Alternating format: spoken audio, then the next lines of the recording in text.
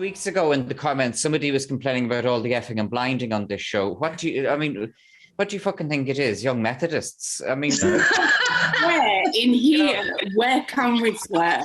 You know, you shouldn't be using all the bad language because you can do better than that. Listen, buddy, fuck off. Go somewhere else. You know. The fucking Thomas. Good evening, Thomas. Good evening, Stephen. Good evening, Greg. Lovely to see you. How are you? Good evening. Evening, but everybody. You know, you're in the pub, and the first thing you hear when you switch on is Christian going, "Who the fuck do you think you are?" Virtual pub fight. Yeah. No alcohol since the end of 2004, and I'm still able for this shit. Do you know what I mean? And Thomas, I have to say, you know, your video yesterday was a classic in which you fell asleep halfway through because of the aspirin medication. That must be heavy shit. That must be some gear. That must be some gear if it makes you fall asleep in the middle of the YouTube video. Yeah, well, you take it at night when you go to bed, and it sits in your system, and you kind of knocks you out overnight. But it has this residual effect if you don't sleep properly. So say if I take it and I don't get a good night's sleep, it will actually the next day I'll be talking to somebody and they'll be going, "Oh, I want to tell you." Like, it's a kind of an induced narcolepsy. But it's the weirdest thing. It happens for about 30 seconds. And in that 30 seconds, I have about 4 hours of dreams. Yes. It's really bizarre. It's really bizarre.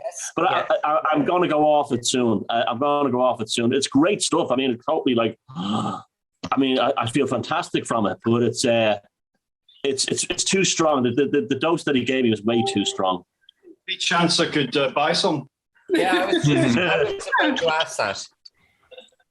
Is it over the counter? It's prescription. Oh, bollocks. But it has a kind of morphine kind of effect in that you kind of, you're still kind of very kind of aware. You're not dozy. One of the best 10 seconds of my life, and I'm going to thinking, what's he going to say? One of the best 10 seconds of my life was the only time I had a general anesthetic. And the surgeon told me to count down from 10 down to 0, and I wouldn't get to 0. And that felt so good, that anesthetic. When I was being put on anesthetic last time, the anesthetician said up at Sligo Hospital, said, "What do you do for a living?" I says, "Well, I'm an artist." He goes, "Well, if you died at the operation, your paint's be worth a lot more." Charming. Very Irish, though, very Irish. Maybe you should fake your death and then make an absolute fortune. Yeah, I was thinking of doing something like that. I was murdered by the Illuminati or something like that. That would be a kind of a thing, or then I would get someone who's hired as a detective to go look for me. And then that would be like how I get the money. So it'd be kind of like, like a belligerent Irish asshole was seen in Nepal recently. I've got to get over there quick. Here's the PayPal address. But there is a thing, Thomas, even when you are doing one of those videos sitting in the front seat of your car and you fall asleep for 30 seconds on aspirin medication, it's still better than any of the shite in RTE. Oh, yeah. That beats anything in RTE. I'd rather watch that, do you know? Yeah, it's not really a sleep. It's hard to describe. It's like hypnotized almost. It almost has that feel about it. Like you're awake and asleep at the same time. Oh, that's worth a fortune now, Greg. I was going to say, because this is my original copy, I was going to say it's probably worth more than any of your artworks. Well, yeah, I've seen that going for $300-400 on Amazon. Yeah, of course, no one's buying it, but that's what they're asking. I actually know someone who paid $140 for one. Oh, really? Yeah, and I was annoyed at them. I said, like, that's just, don't do that, That's robbery. Yeah. Hey, Thomas, with that in-between sleep phase, do you ever get, like, I hate using this term, but do you get visions in there at all when you're kind of in that half awake? I get, like I was saying to Christian, I get like 4 hours of dreaming in 30 seconds. That's quite remarkable. It's like really intense dreaming too. Yeah. But at the same time, I'm awake also. It's weird. And then when I snap out of it, it's like a switch went on and a switch went off. So, but I think it's too strong. The medication does come in different doses. And I think he gave me one that was probably too much for my neurology. So I'll see you guys a lesser one. Yeah. Well, I'm going to shove off here with today's Sunday Independent. Public mood turns against unvaccinated. Now, that's made up. Just today. Public mood turns against and I mean, I won't even bother. I was tempted to read a bit of it out to you, but it's just shite. But what it goes toy show. You know, it's horrible shit in today's Sunday Independent. And in today's Sunday Times, I mean, I'll just go to the Sunday Times, actually. Yeah, but what's his name? It's clear that's all set up because what's his name? Dickhead, our Prime Minister, came on this evening news and said causing all the problems. So you can see that was all timed. They sat down with their corporate, PR spin agency, and they sat it down together, came up with a plan. Let's blame on Sunday. It's clear as day. But I'll tell you something. I'll tell you that if you go to the comments on Twitter and stuff, people aren't falling for it. They're not. No, because it obviously was clearly a planned attack today. We need to revert to needlecraft terminology in order to getting the video taken down, basically. Yeah. Mm-hmm. Yeah, well, even on the Belgian websites and the media outlets, the comments are just outright hostile, while Belgians are usually pretty docile when it comes to politicians and media. They're outright hostile. Yeah, there was a big headline today on the BBC actually about riots and anti-lock. We haven't got a code word for anti-whatever, lock. Protests in Brussels, and it was showing like the riot police out in what are effectively, armored cars, almost tanks, hosing people down. And as you say, Belgium is not noted as being, a hotbed of, insurrection. Belgium, you wouldn't think it. I often feel sorry for Belgians because everybody has their country except them. It's like they're people who happen to live in a place where NATO is and where the EU is. I feel sorry for them, actually. I'm not saying they don't have a culture or anything, but it's like they definitely, if there's one race you could say are a victim of history, it's definitely the Belgians. Yeah, there's a big divide in Belgium. You have this northern part and the southern part, and the fact that they hate each other goes back centuries back. It has nothing to do with anything in the present day. Nothing. It's to do with the Battle of the Golden Spurs, and it comes from that time. That's why we still hate each other. It's ridiculous. And the way of the Treaty of Vienna just decided, well, what do we do with this problematic place? Well, let's invent a country called Belgium and give it to the English royal family. Tell you one thing Belgium has given the world, as I understand it, is chips with mayonnaise. Oh, I hoped you weren't going to say waffles, so thank you, Greg. Well, actually, Belgium has given the world a lot, but like food, beer, chocolate. I was going to say the obvious, which was chocolate. Yeah. Well, most of our food culture comes from the French. Excellent soccer players. I can't think of a Belgian band. A Belgian band. Oh. That made an impact internationally. Oh. No Belgian composers either. Mm. Where are, Thomas, you know a bit about industrial, and I might be having a bit of a brain fade here because it's late. I've been working hard all day, but where are Front 242 from? I thought they're from Holland, maybe. I think they might be from Belgium, but we can. Oh, there you go. Somebody can do a Dr. Google on that maybe while we're on air. I thought they were Dutch, but maybe they are. Yeah, there's a band then. There's a Belgian no, band. Belgium gave us 2 Unlimited. It was what? 2 Unlimited. No. Are they from Belgium, really? Rave band from the early 1990s. Oh, I've never heard of them. I'll put a link in. I think. No. I remember that, yeah. Oh, yeah, the joke was no, there's no lyrics. There was a realization that a number of us had around the 6th of January when there was all that carry on in the Capitol building. And it's come home to me more over this weekend. I mean, as Thomas said, all of those things in the newspaper that we were reading out today, all of that hatred, and it really is incitement to hatred. That was planned today, and it was planned because they know we're winning, they're losing. But one of the things that came over to me so clearly around the time that Trump lost the presidency was that there is a separation that has taken place between two groups of humanity, really, and that it's not going to be reconcilable. That's the latter part of it is what has been kind of on my mind ever since. Sorry, Christian. Stephen, can you mute your microphone? I can't. It's making a lot of noise. Oh, sorry. Yeah. Cheers. Thanks. Yeah, go ahead, Christian. Yeah, but that the situation is not reconcilable. And then if the situation is not reconcilable, and I'm looking at all of the people, for example, who celebrated Biden getting the presidency, I'm looking at all of the people who celebrated Black Lives Matter and who celebrated all of these very, very spurious and vicarious things.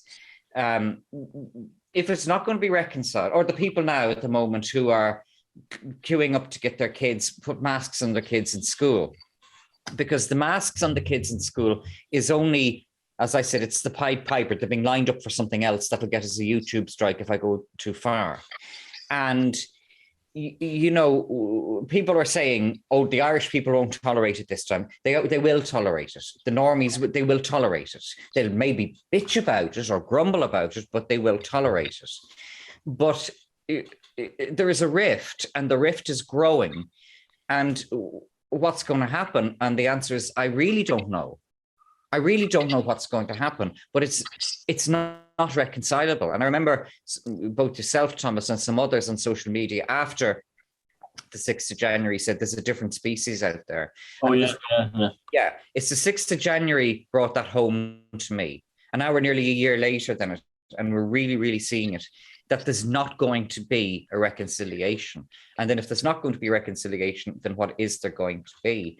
And I don't know.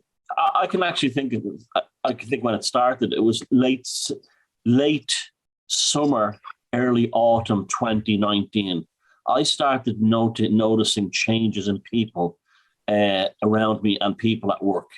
They were starting, ones that had been friendly had become kind of withdrawn or something like that.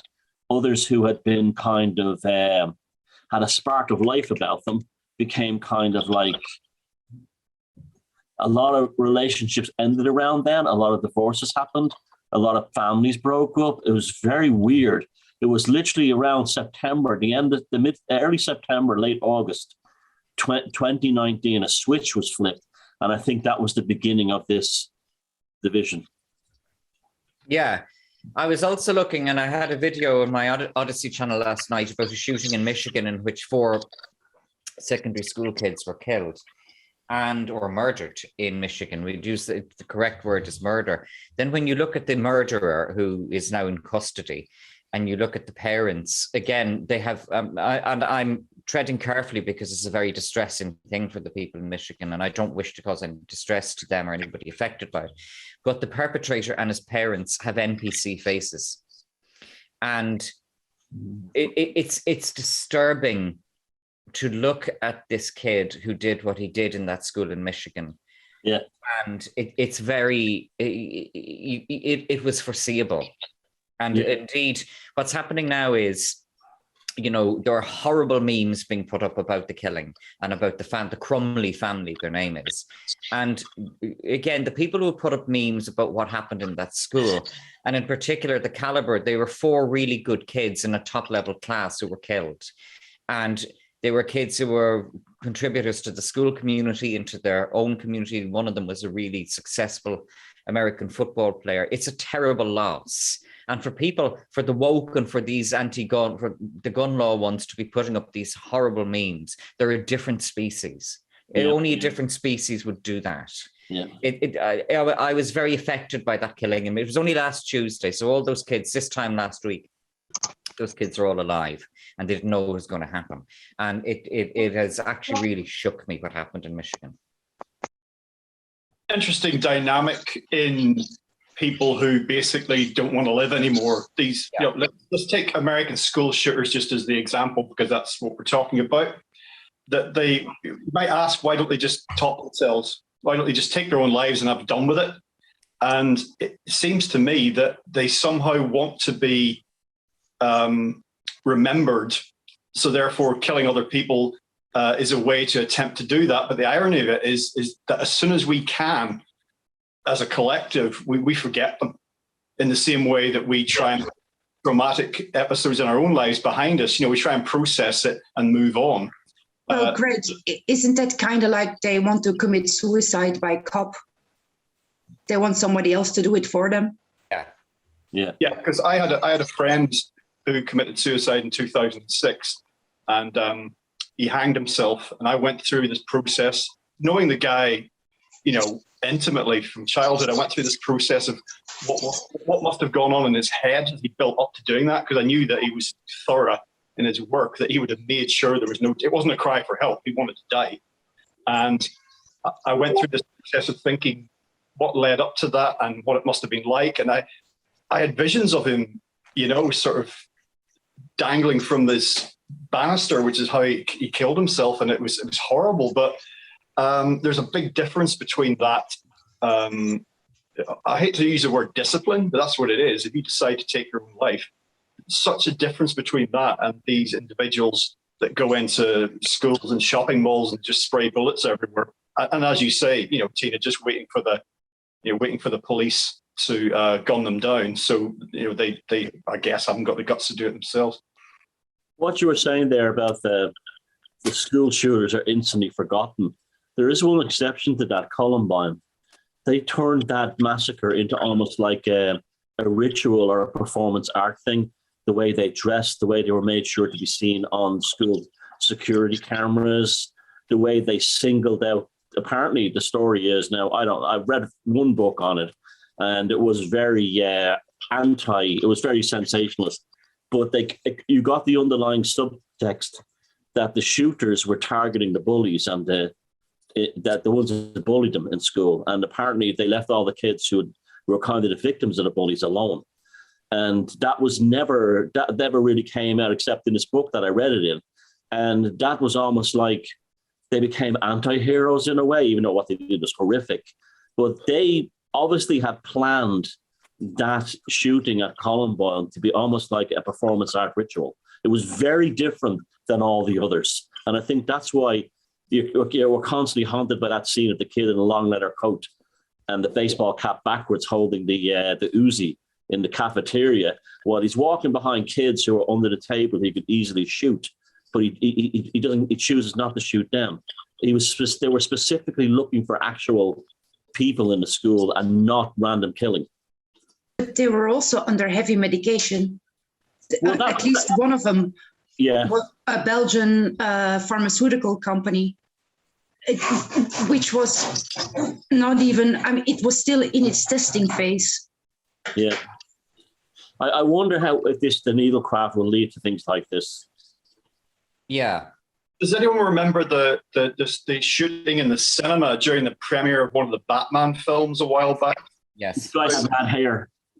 Yeah. Now I'm throwing this in because in the context of what we've been talking about, the shooter went in not only armed to the teeth, but protected by all kinds of gear he was wearing on his body, including a bulletproof vest, I think. He even had a neck protector. So if someone to prevent a bullet hitting him in the neck or going through. So I don't know if that was just because he wanted to stay alive for as long as possible during his killing spree or not. But that was interesting. He was not interested in being shot in the first 30 seconds of that. No. That was in Denver, Colorado. I don't recall, but it was obviously notorious. Yeah, what I remember about that is the next day, a guy posted, this dude in America was in the cinema with a guy who looked just like the shooter in Denver, the big mad red hair coming out like this. And he took a selfie of himself next to the guy who looked just like the shooter in Denver. He says, I better make friends with this guy fast. I always remember that. Yeah, there's something very like Manchurian Candidate about all these things. Like, I remember, what's his name? The guy that used to live in Australia, Max Egan, did a series of videos about kind of like an MK Ultra type thing with some of these shootings. And yeah, there's definitely some like real severe undertones, like with MK Ultra, Manchurian Candidate type stuff with all these shootings. Well, remember that stuff goes on all over the world in all kind of intelligence services. And Tina will tell you this. Do you remember they had that weird shit in the 90s in Belgium. I think it was massacres in supermarkets. Remember that? I have a vague memory of massacres in supermarkets, and it turned out that it was all tied up with, what was the name of Gladio or one of those groups, and the intelligence services. Just random killings of people in supermarkets, like massacres inside supermarkets in Belgium. And Stabbings, right? Yeah, I have a vague memory of it. But when they traced everything back, it went right back to the intelligence services. But I think it is always like that. Yeah. Whenever somebody, especially in a country like Belgium, where it is very, very difficult to get weapons legally, where do they get them? I mean, even illegal weapons are rather easy to trace here. Where do they get them from? Yeah. And you see things like the Solar Temple cult in Switzerland and France. Now, that is a textbook case of the intelligence services running these murder-suicide cults. And their final event was just like an unbelievable slaughter in both the south of France and in Switzerland. And when, again, it was traced back to the local cops, through the local Freemasonic groups, and straight back to the French Secret Service in Paris. So it's going on all over the world. And the south of France seems to be a place where cults are created for some reason. A lot of them are there. Thomas went to Dutroux, Marc Dutroux, which was a very famous murderer and a pedophile, pedo in Belgium. He also had links to groups whose origins are very hard to trace. For instance, he was linked to a cult called the Abraxas cult, which was a public secret that they had ties to secret services. I mean, this guy, when he escaped prison, well, he was being transported from prison to his court date. He escaped. Because how did he escape? He was under maximum security, and he escaped right to a certain castle in Belgium that is also always mentioned when it comes to these cases. And that castle then had family ties to another castle in France. Did you ever hear about the serial killer in Ireland who was found in bed with the Attorney General when the police arrested him? There was a serial killer in Ireland who killed like 3 people. And when the cops traced him to the apartment of where the Attorney General lived, the second most powerful politician in the country, apparently he was in bed with him. Yeah. My reading of that thing, Tina, is that guy was allowed to go. Yes. I like to do book recommendations. So in the context of MK Ultra and shooters, I'd like to recommend a book called Programmed to Kill. The author is Dave McGowan. He was my guest on Legalized Freedom a while back. He's dead now, and there was even conspiracy theories around his death. But yeah, Dave McGowan, Programmed to Kill. Well, Greg, I have a book recommendation for you too, specifically about the Marc Dutroux case. It's the X-Files of Belgium. It is called that way. It is a remarkable book, and it is a transcription of all the police interviews of all the ex-witnesses, which are the anonymous witnesses that had to do with that court trial that all mysteriously died before Marc Dutroux went in front of a judge. Yeah, it's darker than we can imagine. It really is. It's like, this is why it's a good thing those of us here have spent all these years studying this stuff. I think that's one of the reasons it allows us to handle what's going on right now. You know, we're not handling it perfectly, but it's helped us because we don't have these misty colored glasses. Yeah, that's really important. In fact, was it today, Thomas, on your video, I think that you mentioned that we'd been putting up with this shit for like, bearing in mind what you said earlier about this sort of psychic weather beginning prior in 2019, prior to what's happening now. So we've been putting up with this for close to 3 years, or resisting it, or whatever. 20 years ago, I wouldn't have thought I'd necessarily be up to this, but yeah, I think you're absolutely right. That the stuff that we expose ourselves to, in a way, it's like endurance training or something, you know. So what other people are going mentally ill with, what they're just, you know, having, you know, psychotic breaks with, we're not liking it, but we're going, yeah, okay, tomorrow's another day. I'm going to get up and I'm going to do the best I can. The world's doing what it's doing. I'm going to keep moving forward. You know, I'm not sure I wouldn't have thought I'd be up to it, you know. It's copper fastened my paganism. You know, I totally believe now that the gods are okay, they're playing chess with the world and all this stuff, but they have definitely selected players on the chessboard to be experiments within this. And that's what I think we are. And I really do believe that we've actually, if anything, my paganism has never been more stronger than it is because of this whole lockdown and everything. But what would be What's the interesting with that alternative, too right? is, oh, go ahead, Gina. Oh, no, sorry, Jason. I was just saying, what would be the alternative to have a psychotic break like the rest of them? Right. And with that, what's so interesting, like with a psychotic break and what Thomas is talking about there, is with hypnotism, it's almost like you have to be at a certain level of reduced awareness to be hypnotized in the first place. And there are people that just can't be hypnotized. And to me, it almost seems like the media and the needlecraft and all these other things are designed to lower the threshold of awareness of the masses, of the normies, so that they can be easily hypnotized. Because once you're at a certain level of awareness, like the post-hypnotic suggestion can't be implanted. But when someone is entranced into something, you're much more susceptible to post-hypnotic suggestions. And like Tina, what you're just saying about a psychosis, that's what really fucking concerns me about all these fuckers doing neuro-linguistic programming within the media, and also in therapy, where people are getting, what's it called? I forgot what therapy technique it is, but it's here in the United States where they do what? Go ahead. NLP, right? But there's another therapy technique that people use that does the. They put the goggles on, and it's supposed to synchronize both hemispheres of your brain, and it's basically hemispheric synchronization. Yes, thank you. With that one, it's like, yeah, you're fucking hypnotizing people. And once somebody's in a hypnotic state, they're incredibly susceptible to post-hypnotic suggestions. And we know on the TV and in YouTube and everything, there are tremendous amounts of, and Netflix and all the streaming services, that all the post-hypnotic suggestions are put there through all of woke Hollywood and, all of the streaming services that are there. But So I have a question with that. Like, the people doing that, what makes them so sure that they themselves are not susceptible to that? I would think that the people who are at the level of playing the pieces, so to speak, have enough awareness where they can't be hypnotized, and they themselves probably don't have their family members watch those shows. But that's the if thing. You keep repeating the same thing over and over again, whether to yourself or to somebody else, what is the threshold that you start believing it yourself?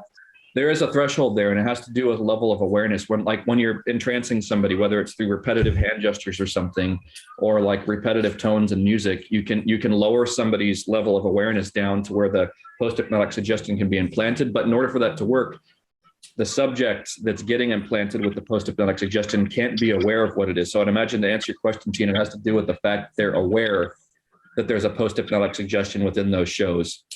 And that's the thing about hypnotism. Just some people can't be hypnotized. Some people naturally are incredibly hypnotic because of whatever reason, the way that they're raised with certain religions or with whatever it is, are just a lot easier to hypnotize. But that's, at least here in the US, I've noticed that, like, if you go over where I used to live in the Seattle area, it's like, people are in a pretty much light hypnotic state, 90% of their day. And sometimes, you're at a bar and you can talk to someone and bring them out of the hypnotic state. But for the most part, people are entranced, and, alcohol and everything can help in the hypnotic state, LSD and different substances. That's yeah, cheers. Speaking of post-hypnotic suggestions, everybody have a drink. I was interested in what Jason's saying.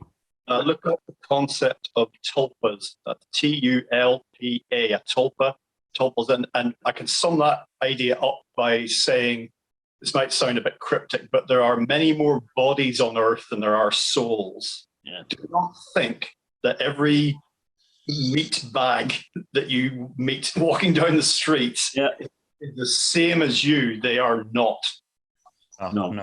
I made that fundamental mistake growing up, and I wish I had that knowledge when I was younger, because because I would always assume, maybe you had a problem when you were growing up, maybe they were abused as a kid, maybe they were covered an alcoholic, but it never dawned on me there was nothing in there. In fact, the lady I was talking to yesterday said that to me. She said, I've now come to the conclusion why they can't see the obvious in front of them is because they know they have no souls. And like I was saying there about this copper fasting, my paganism, I had a funny compulsion to go to Port Merion in Wales right before this all took off. And I made a film on The Prisoner, the TV show. And that society is what we have kind of now. And looking back on it now, I now think it was kind of this compulsion to go to Port Merion, the set where the TV show The Prisoner was filmed. I think that was almost like a foreshadowing thing for me too as well. It was almost like, well, get ready, Thomas, this is the world that's coming. Yeah, Patrick McGoohan, star of The Prisoner, in fact, creator, writer, everything behind that show. We were talking earlier on about TV programs, Netflix, trances and all the rest of it, and the mass popular culture and what that does to people's brains if they have them. And his career trajectory was interesting because he shot to stardom being part of a super conventional TV show of its day in the 60s, Danger Man, which for people who don't know is a little bit like James Bond. It's kind of an espionage series, and he's the action hero in that. And he, as a highly intelligent, insightful guy who would have been a perfect guest on here if he was still alive, he saw what celebrity could do to people and what mass media could do to audiences and how it could be used and misused. And so The Prisoner was a direct reaction against his own celebrity and his own success in Danger Man. Yeah, it was also such an incredibly intelligent kind of show, wasn't it? I mean, yeah. And I heard that I think he spoke about in an interview of how at the end where when the mask is revealed and it's him, he's his own enemy. Yeah. That he was virtually getting death threats because people wanted a sort of Hollywood ending to the thing, that there was going to be a big reveal of some kind of It's hard to believe because you wouldn't, the times we live in, you would never get a show like that. I saw a thing on the making of the show, a making on the show, and a thing on the making of the show, and what was it? He went to this guy called Saltzman, who was the head of ATV television, I have an idea for a new show, and he goes, "What is it?" And he says, "Well, it's about a guy who's trapped in a prison, an island, and the whole thing is full of Jungian archetypes," and he described it exactly what it was. And the guy, the boss of the TV company, turned around and said, "Here's the money, no problem. It sounds great." That was Lou Grade. You'd never get that now. Lou Grade was incredibly out of the box because what happened to Lou Grade in the mid-70s was Jim Henson came to him and said, "None of the Americans will give me money to do a show about a crowd of Muppets who run a failing theatre. Do you think you could give me money to do a show about a crowd of Muppets who run a failing theatre?" And that ended up becoming one of Great Britain's most lucrative commercial exports, was the Muppet Show in the 1970s. That was made in London. A lot of people don't realize that the 1970s Muppet Show was a British program. It was not an American program.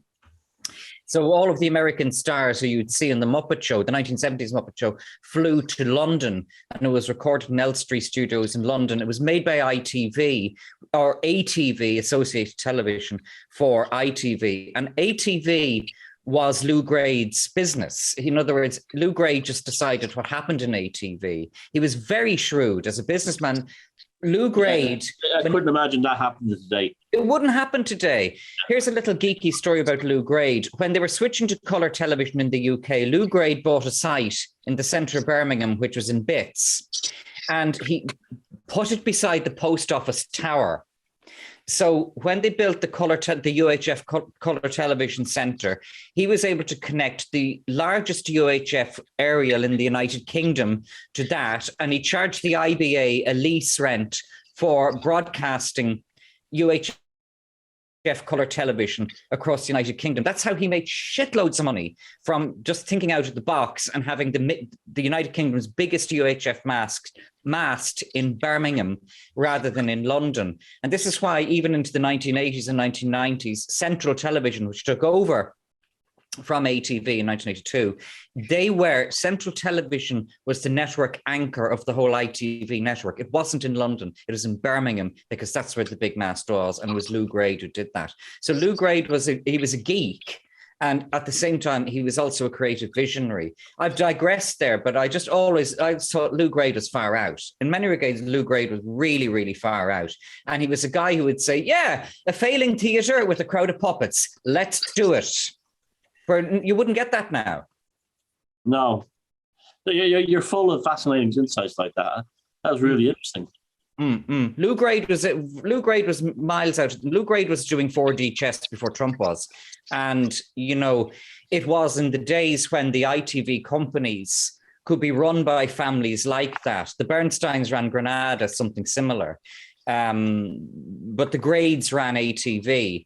And I think his nephew, Michael Grade, was quite active in London weekend television into the 80s. It was Michael Grade who booked Larry Grayson and made him huge, So in those days, you could have those kind of swashbuckling characters in big ITV companies who'd say, yeah, let's do that. And they just do it off the top of their head. And that's how the Muppet Show was created, and the Muppet Show is up there with The Jewel in the Crown or any of those other famous British programs as being consistently, in terms of its royalties and its replay rights, one of the most lucrative British television programs ever made. You had that age of renegades, didn't you? So let's think in terms of business, whatever business they were in. John DeLorean, okay? The car was rubbish, but, it looked interesting. Freddie Laker, in airlines, and even what's his name? He's a bit of a tool, but the guy in charge of he's Irish. Come on, help me out, guys here. Ryanair. I knew. Michael O'Leary. Once you said a bit of a tool, I said, Michael O'Leary.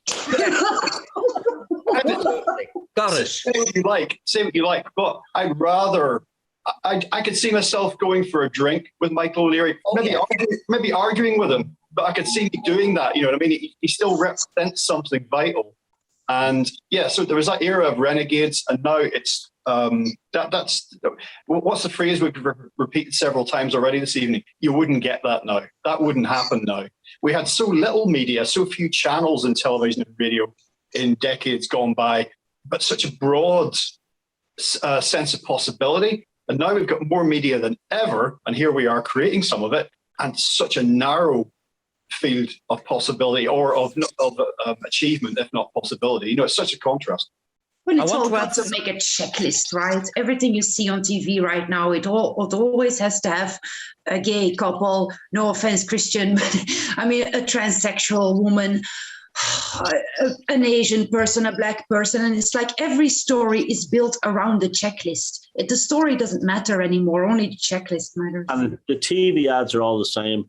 There's like a demographic of hits, and it's so obviously and there's nothing. I've nothing against these actors getting work. Good luck to them, but it's so obviously fake. It's just purely a fake thing. Mm-hmm.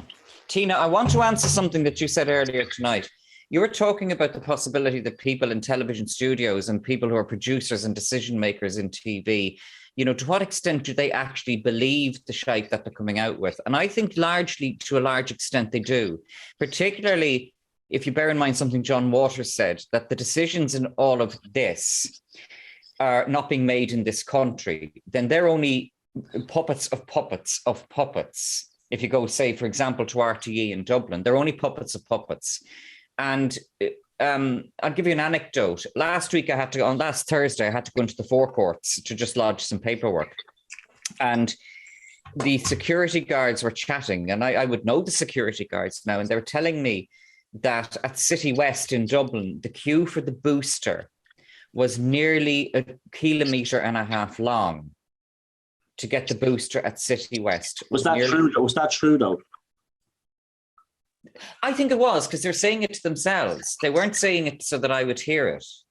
But that was put in the media, and I saw a picture, and I've not seen a single photograph to suggest it was that long. I saw a queue of about 30 people, but I'm trying to find someone. If anybody is on my network, lives in City West, tell us if that was actually true or not. Because I'd be interested to know if that was really that would be very interesting. But yeah.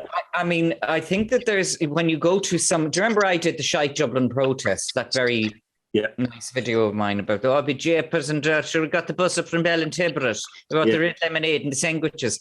And a lot of those people are under the impression that not so many people are signing up for the loyalty scheme as the mainstream media would have us believe. It's actually one of the few things that I would generally trust the mainstream media on, and I trust them on very little else. I do believe that the numbers are fairly parallel to what we're being told. Certainly out here where I live, I'm not aware. We are known as the family who are not doing the needlecraft here. We are these weird people who live in that house that just don't do this shit. And sure, yeah, well, just about everyone I know has been transubstantiated as well by the needlecraft. Yeah. I got an even more recent example about the media personnel that are susceptible to their own brainwashing. Chris Cuomo just got fired from CNN. Now, this is a guy that absolutely believed every word he was saying. Yeah. Yeah, just to back that up further as well, like my ex-wife is a TV producer and worked on, I haven't watched TV in years, but she worked on the recent Horizon program about the development of said substances, and completely believes what she was told by the people contributing to the program, and two other people that I know locally who work in TV, again, completely buying everything hook, line and sinker. Well, Jamie McCrell in Jamie from Northern Ireland. Jamie says, if there's a set of facts in front of you, and then there's a set of facts that are contrary that you're being given by external sources such as mainstream media, and you're buying the latter rather than the former, then you're a member of a cult. Whether you're aware of it or not, whether it calls itself a cult or not, you're in a cult. And Jamie said, he's put it in a Facebook post that really got under my skin. He said, I don't want you around me. I don't want you near me, and I don't want to be associated with you if you are in a cult, because you're dangerous. You're dangerous to yourself, but more importantly, you're dangerous to me. And this is what we're seeing kind of writ large now. We are surrounded by people who are in a cult.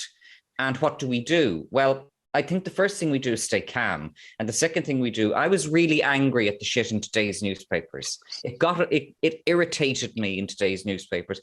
Would I write a letter into the editor? No, what's the point? Because it's gaslighting, and you just have to ultimately stay calm and shut it out and ignore them. Yeah. It's ironic that, cults are generally a tiny minority, aren't they? If you think of famous examples down the years, Scientology being, if we could describe that as a cult, certainly cult-like behavior is probably one of the biggest. But whatever you define a cult as, it's ironic that some of us now are on the receiving end of attitudes that are trying to make us feel like we're part of a cult, and we probably find ourselves in a minority at the moment. So, what a turnaround in terms of numbers. I have an answer to anybody who comes out with bullshit like that. I say to them, okay, we're all wacko, we're tinfoil hats, everything we're saying is assways. Now, would you like to tell me over the past 18 months, one prediction we've made that's wrong? Please, your turn. And that's how you just, you stay out of the cult by saying that, because they won't. They'll just say, well, blah, blah, blah, blah, blah, on RTE, so this, and they'll say that, and you have to listen to thunder. Speaking of Scientology, I've actually softened towards them in recent years. I mean, I remember there was someone we both know this person, Christian, that was like leading a crusade and got you involved in a little bit. And I always said, we have clear present dangers before that one. But the thing is that,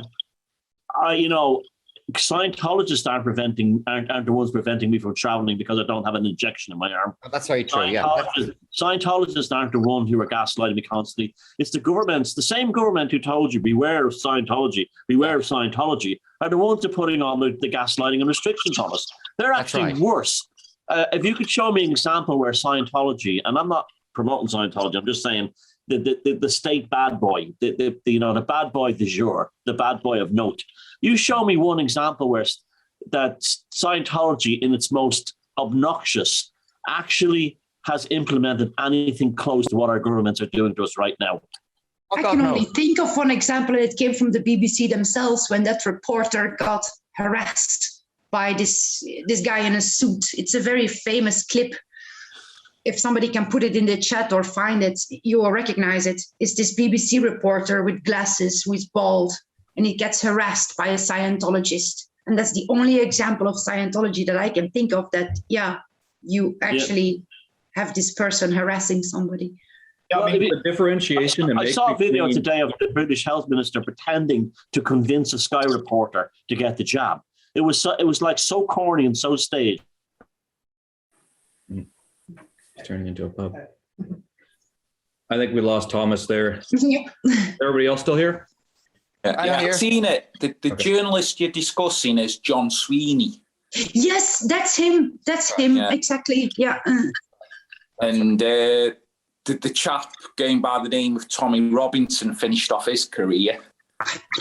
I don't know much about it anywhere else, but yeah, that's the only example of Scientology that I could think of. That that was very obnoxious, and that was harassment, in my opinion. Yeah, there's a differentiation to make there between Scientology itself and the Church of Scientology, which was infiltrated by the CIA and the Order of Jesuits, which that might get this video taken down right here. But that's actually where my parents met in the 1970s, is in the church. And they escaped with a bunch of other people around 1981 timeframe. And like I said, they were infiltrated by the intelligence agency probably in the 1960s, just like any order, just like the OTO, just like any other group out there has been infiltrated by the intelligence agencies, and then the Order of Jesuits taking it over. So there's a differentiation to make there between what Hubbard wrote, which is kind of a metrical tradition, which was a continuum of Crowley's work, and then what happened when the Order of Jesuits took it over sometime circa 1960 to 1970, and what we have today with David McSavage, a psychopath in charge. But there's just a differentiation to make there between what Hubbard wrote and what the current church, which is again just an extension of the Vatican, if you will. I mean, we've lost Thomas, so I'll tell you my take on Scientology. I agree with everything he said there. If we think today, at the end of 2021, that Scientology is our enemy, then we're very much off page here. And I agree with him on that one totally. I was quite active in opposing Scientology coming to Ballivor in County Meath, but that was a while ago. And things have changed radically and quickly and very much since then. So I would agree totally with what Thomas said. But getting on to L. Ron Hubbard and Jack Parsons, I believe that those two fuckers created a rip in the matrix. I actually, that may sound like I've put on the total tinfoil hat here, and that Parsons wouldn't compromise. And that's why Parsons had a quicker expiry date, shall we say, than L. Ron Hubbard. And I think L. Ron Hubbard did compromise, and he got into the system and they let him do what he wanted to do. And L. Ron Hubbard made a lot of money, and within that framework of Scientology was very powerful. Whereas Jack Parsons had an earlier expiry date, shall we say, because, and I'm sure Thomas would agree with me when I say this next thing, Parsons wouldn't compromise. And I believe that the shit that both Parsons and Hubbard were doing in the Nevada desert I think it fractured the matrix in some way, because they did crazy shit. Absolutely. And I mean, like I said, Hubbard was compromised by probably 1955 is what I'm saying. Oh yeah, I agree. I know people, I'm just going to leave it at that. I know people that say that there were at least 3 Hubbards. There were at least 3 people with that, 3 different shoe sizes, 3 different coat sizes. And I'll just kind of leave it there at that. But yeah, he was compromised as well. And Crowley, Parsons, and Hubbard, I'm sure were all compromised late 40s, early 1950s, because they were working on something that fucking worked. Like Christian said, they ripped open the time-space continuum. After doing both Babylon workings, there was something real there. And yes, I've used it. It fucking works. Something happened. And people may disagree with me in this next point, but I believe that the UFO sightings began to occur on a regular and recorded basis after those two were fucking around out in the desert. They did something. We don't know what they did. They probably didn't know what they did, but something happened. And I think they got spotted by people who didn't want them to do that shit. They, the wrong kind of people sussed them. And this is why I believe. But Christian, about that, would that imply that those people didn't know what was happening? I don't know.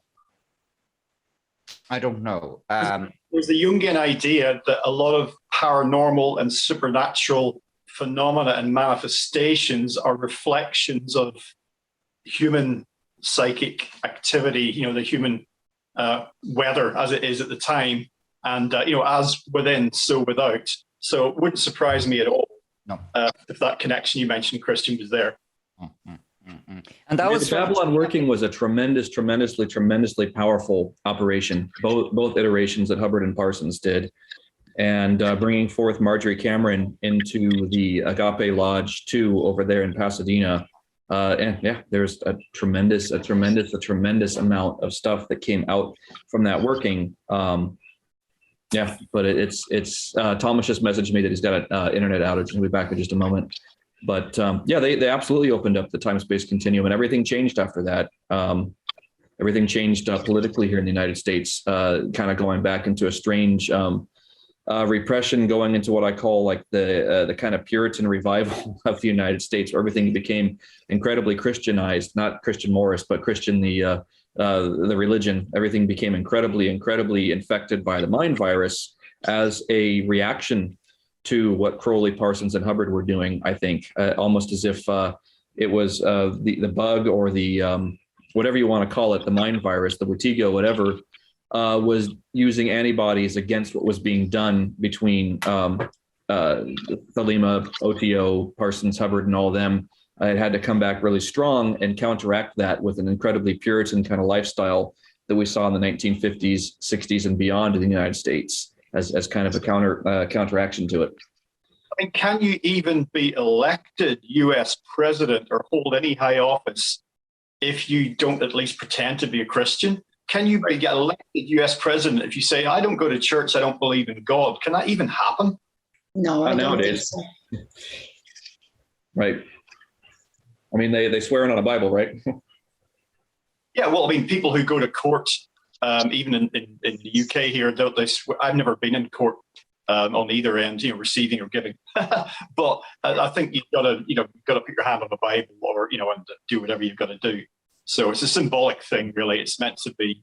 It doesn't hold any actual legal weight, but it's meant to sort of, the assumption is that you wouldn't lie. I have heard of people that swore on the Satanic Bible. I'd rather use the Goetia. We'll swear on the Lesser Key of Solomon or something. That'll really have some fucking consequences if you lie when you're swearing on the Goetia. Telephone directory would do for me. Yeah. I mean, the Goetia is basically a telephone directory, right? Well, I'll tell you something interesting. Here's an interesting little anecdote. I have been working very hard now to clear up my gingivitis because, and I mean, you may be saying, well, what's this got to do with anything? I claimed the fact that I have gingivitis and kind of parallel bad breath as a legitimate excuse for not wearing a mask, because first of all, you don't want a mask that's covered in bacteria. And secondly, I didn't want all of that gathered around my face. But I've been working very hard in the past fortnight to kind of get rid of the gingivitis, and I'm flossing 5 times a day. I'm really mouth washing and brushing everything. As soon as I would have anything to eat, and just a cup of coffee or a slice of cake, I'd do that. And I think that is parallel. I think it may be a reaction on my part to the fact that the masks are now breaking out as a scam here, at least in Ireland, because as of the past week now, they've been saying children have to wear masks when they go to school. And this is going to be the separator between the people who are on. Stephen, is your mic muted? Is your mic muted? No. But this is going to be, we're going to see the people who will be willing to put kids into school in face nappies and the ones who won't. But when the mask thing came out, that was very important to me. And I mean, shortly afterwards, I met somebody in a shop and she said, do you mind stepping back from me? I said, certainly. Are you social distancing? No. She said, you just have very bad breath. Okay, sorry. I said, so I stepped back. But I said to her, if you can smell my breath through your mask, that means it's a scam. That means that thing that you've got in your nose isn't working, if you can smell that through it. So I said, again, it's the cult thing. The evidence, if you can smell. It says it on the package that these things don't work. Yeah, it's on the package. But whatever bacteria might be there, if you can smell that, that means that the mask doesn't work. And I mean, I had 3 complaints about it, but it convinced me of the fact that I should not wear a mask. But it's funny, I've just decided, my mother was moaning about about my breath all the time. I just decided to really get on top of it lately. And it's coincidental with more people now beginning to see. More people are, not everybody. There's still an awful lot of people putting masks on their kids and sending them into school. They will. They're the ones who'll go off. They'll forget about them. Forget about them. But, it is. It is. Stephen, we're gonna need to have you mute your mic when you got shit going on, man. Kristen, you mentioned kids in school and covering their faces up. Again, this is a slight tangent, but it's just leading off from a thought that provoked was I don't have kids, but most of my friends have got kids now, mostly grown up. But one of the most distressing things in what's been happening through all of this, we all know what we're talking about, has been what's been done to children, keeping them away from their friends, keeping them out of school. And bear in mind, if you're 6, 8, 10 years old, 2 years, think how much of your life that is, you know? I'm 52, so the last 2 years, whatever, it's not that much of my life. I've lived a lot. I'm more than halfway through my life. But you're a little kid, that's a big chunk of your existence on this planet taken up with all this garbage. And it's the sadism and the cruelty to children in this that has led me to investigate the idea, and Thomas has talked about this, and this subject has come up on here before, that there's something anti-human about all this, something non-human. And I think that there's some kind of non-material spiritual dimension to what is happening that we're failing to take into account. If we just think this is about needlecraft, it's about Rona, it's about all the stuff that's on the TV, I think we're missing the essence of this. There's something psycho-spiritual about this, and that's the cruelty to children in this led me to that idea. Well, Yeah, I think think you're about absolutely the right, Columbine kids, huh? Because they were taking revenge on their bullies. How much of them are we making now? Because they weren't properly socialized, because they feel mistreated, because they feel that they have been made to miss out on a huge portion of their life. Oh, yes, yes. Do you know who's been talking about that a lot? Do you know the woman on Loose Women, Denise Welch? Of all people, Denise Welch has been very out, particularly on her Instagram. Denise Welch has got brilliant stuff on her Instagram. And she blocked me from Twitter before I crossed the bridge into Twitter heaven some time ago. She blocked me on Twitter with a misunderstanding, I think, on her part about postnatal depression, because she'd written about postnatal depression. And I had got I'd been arguing with other people on the Twitter thread, and Denise blocked me. And it was unfortunate because Denise Welch has been extremely outspoken about the psychiatric and psychological impact of what's going on for the past 2 years. And I mean, she'd be great on here, Denise Welch should be. But she's been crying on Loose Women, but she's been getting emotional about it, and she's essentially been saying what you've been saying, Greg, and Tina have been saying, Jade has been saying, that it is an attack on children, and the consequences of it are going to be diabolical. They're trying. The most important thing to me was to make sure that my children were protected from what was going on, so that their life was as normal as possible, even though they were at home trying to shield them from the news, trying to do things with them that they would expect to be doing at 7 and 8. That was the most important thing, and that has continued, and it hasn't affected them. And my heart goes out to these children who have been affected, the ones that they struggle emotionally, they can't connect with people, they even a simple thing like going out to a record shop that you would do when you're a teenager, they can't do things like that because their mental health is just ruined from it. About the soft selling that has been going on for more than just the last 2 years. It's about it went on when it was about changing the meaning of words, the rainbow flags and everything. It's been an attack on children long before this, in my opinion. Yeah, and it's I think absolutely what Jade was saying about the future. Now that we've got all these young folks from probably Generation Z onward that are going to be conditioned into this antisocial behavior of everything being digital and no human interaction between folks, where it's like those of us who grew up in a real world where we went out and played with our friends and everything. There's a whole new generation of people that have been grown to socialize with masks on and go into school on Zoom and that will have a future closer to what the CCP and the hand that controls the CCP wants things to be. That's what I see from it. Greg, you and I were talking about this a couple of days ago, this idea that the CCP or whatever's behind it is kind of trying to take control of the entire planet. And I would imagine that that might be what this is about, is to ensure that that people aren't socialized and people stay in their little kind of pod life where you just have, the only socializing you do is here through Zoom. But there have been real studies about these wokies, that they are actually psychopaths, that the most woke people out there are psychopaths. They are, yeah, they are. Have a look, Jason, have a look into, this goes out to the you guys here and also the general audience. Have a look into the phenomenon that's been occurring in Japan in the last couple of decades, mainly due to their severe and protracted economic downturn. The phenomenon is mostly young men. Hey, Kikimori. Kikimori, yes, exactly. I got there, beat you to it. Sorry, I had to do that. I'm sorry to upstage you. Go ahead. Sorry, I apologize. It's just worth looking at because I've been morbidly fascinated by that, as well as the incel, INCEL, the incel phenomenon, which you see again, some of these guys turn into school shooters.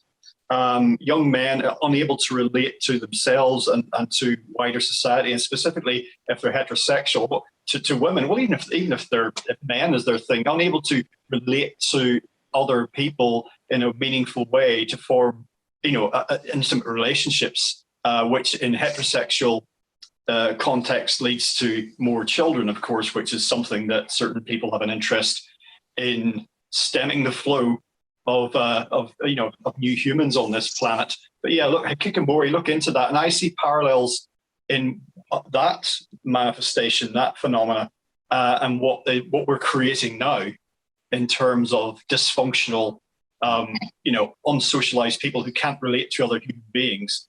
And interestingly, I talked in the last pub, I think it was the last one, about the effect of pornography, the profusion of pornography on young people who are just steeped in it, because I mentioned that, when I was growing up, pornography usually meant that maybe a VHS cassette, maybe a top shelf magazine, but it was all so tame.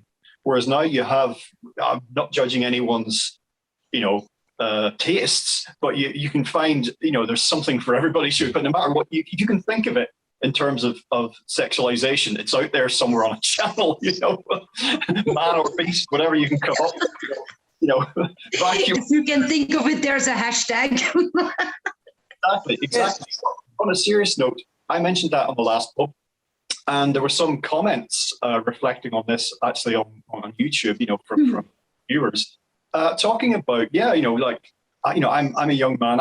How do I even approach a girl, in a bar or in a coffee shop? What do I do?